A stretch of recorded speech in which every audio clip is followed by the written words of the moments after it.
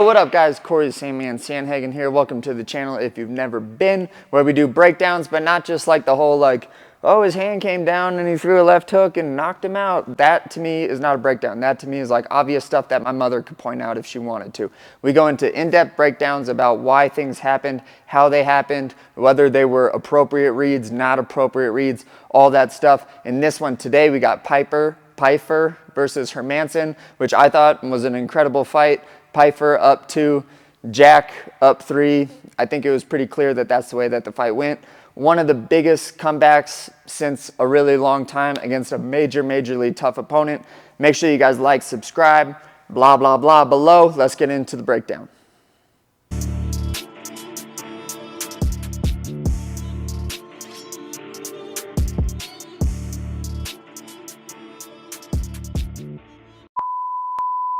Guys, first things first, let's get into what Joe Pyfer does really well, okay?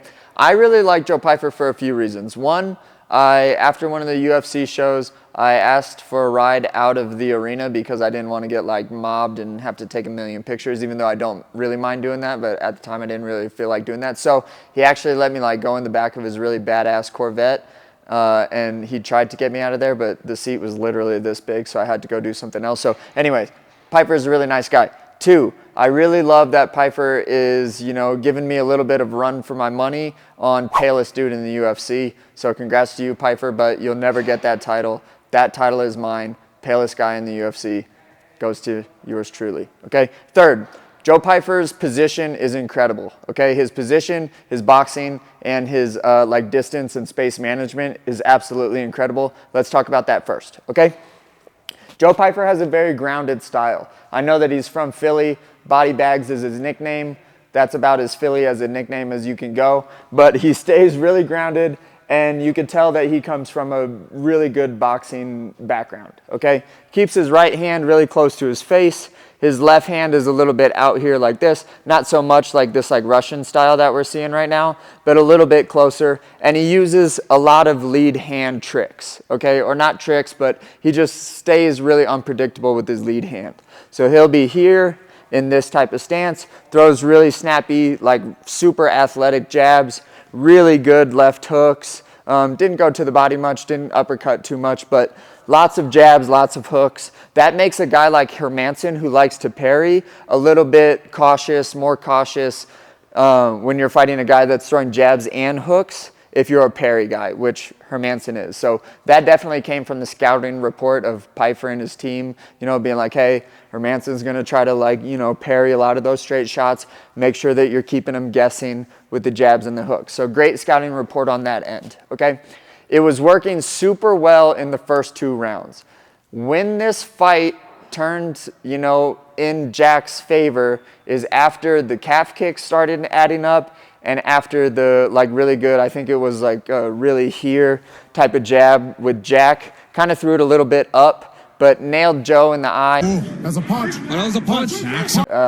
Made for a really difficult thing to try to navigate in a fight. And just to go on a little bit of a side note before I get back to Pyfer's position, this is why it's really important to be well-rounded in MMA. Shit in fighting goes wrong all the time, okay? I know I've been in a number of fights. I've been hit in the eye and been seeing like 2 or 3 people.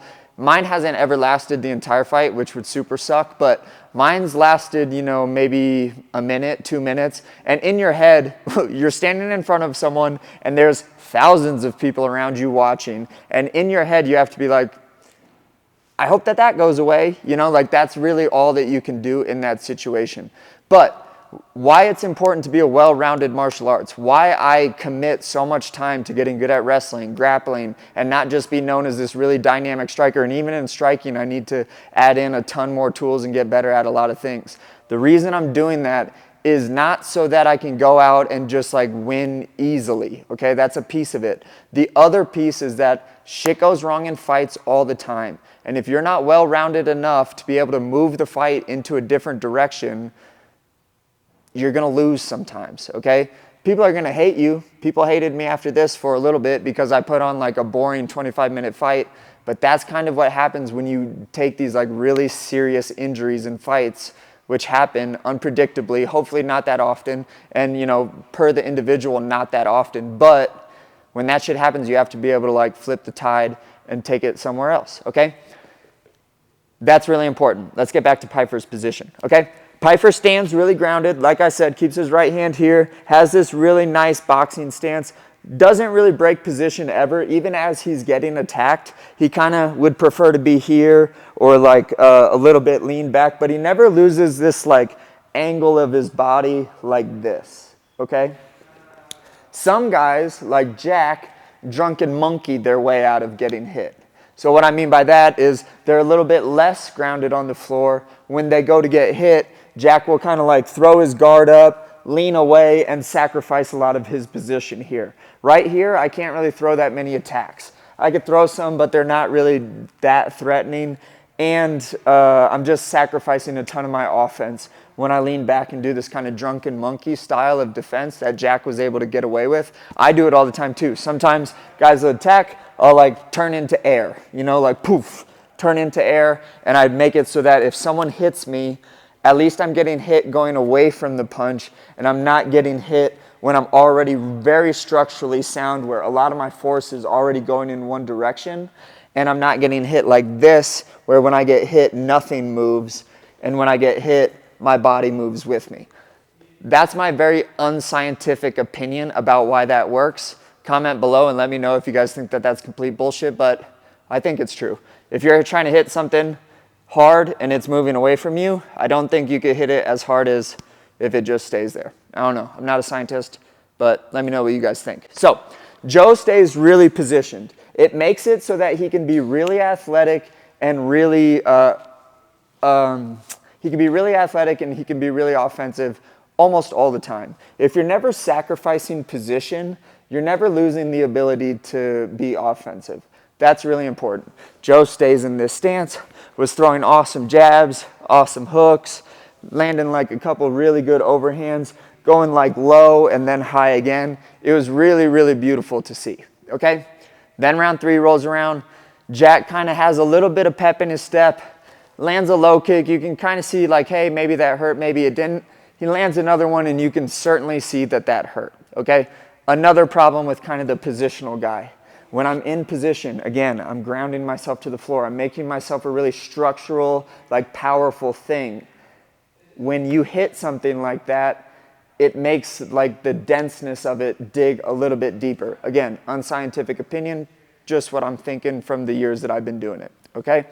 So Jack starts to score that. Jack again, or not again, but to speak on how Jack throws his punches is amazing to me. I think it's really cool when guys can just throw from A to B without any load or without any dip or without any movement in their upper body, and they literally just launch. I think that that's a really unique skill that Jack Hermanson obviously has. He was able to score a lot of the jabs in round 3, 4, and 5, even a little bit early, but definitely 3, 4, 5, which were amazing.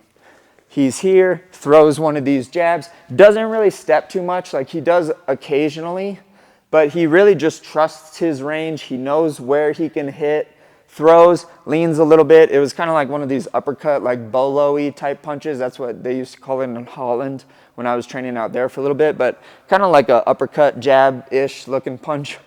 Throws this, lands it right in his eye, and that was the big shift in the fight. From there, Joe couldn't really see. Jack still did some really awesome stuff that I definitely want to talk about because I certainly want to give credit to where credit's due. And Jack being able to come back from kind of getting his ass whooped for the first 10 minutes and then coming back in the last 15 and, you know, like capturing a really big win over a super powerful, scary, pale guy. Not me, but Joe Pyfer.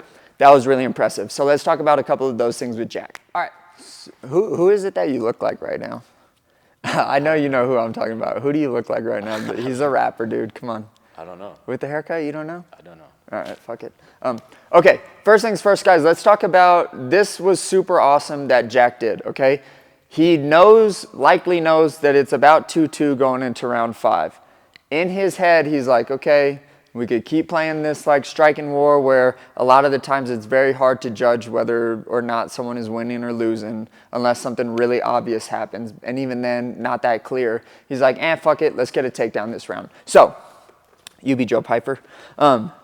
But Jack makes this work, and this is a really, really awesome reactive takedown. A reactive takedown is when the person is coming a little bit more at me and I shoot versus I'm chasing them down and I shoot. That's a proactive takedown versus a reactive one.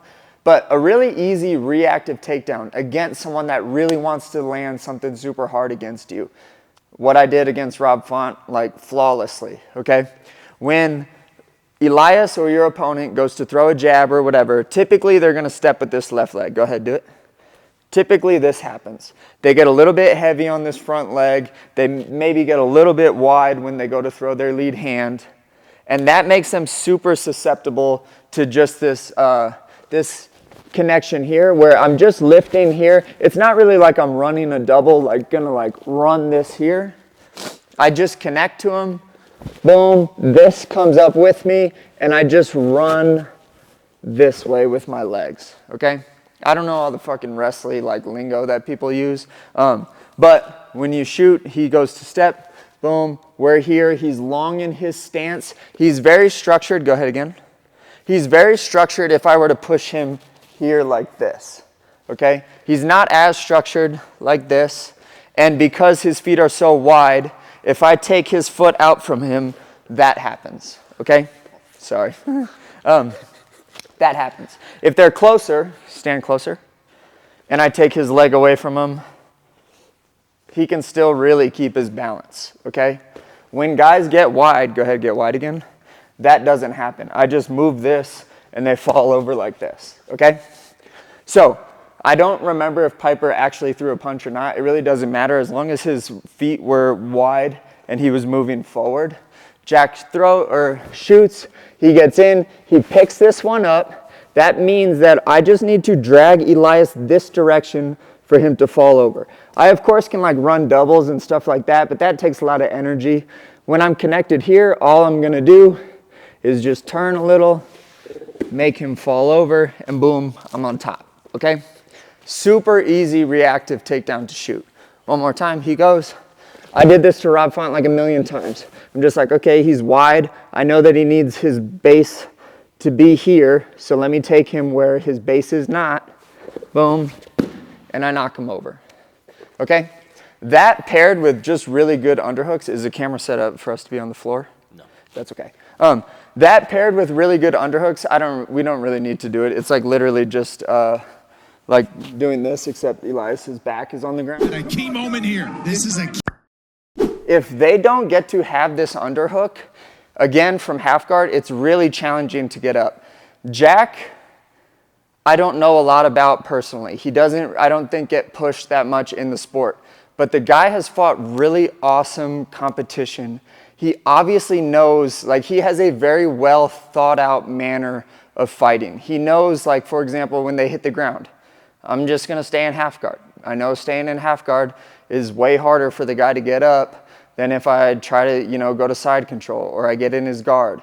It's way easier just to hold someone down when you're in half guard. And then also making it a priority to keep the underhook makes it incredibly hard for the guy to get up, okay? The downside is you don't really get to like starch the guy and like hit him good. You kind of just get to hold and like pat a little bit. But again, when it's 2-2, you're going into the last round. In my opinion, I know it's not the most entertaining thing in the world. Seal the fight, make it good. Make sure that you walk out of there the winner without getting hurt and that you get 2 checks instead of 1. That's my opinion. But that's the breakdown, guys. I thought it was super awesome. Good on Jack for doing that. Joe's going to come back. I know that he is. The eye thing, the calf thing. What can you do about that? Make sure that you guys like, subscribe, all of that stuff. Catch you guys in the next video. Peace.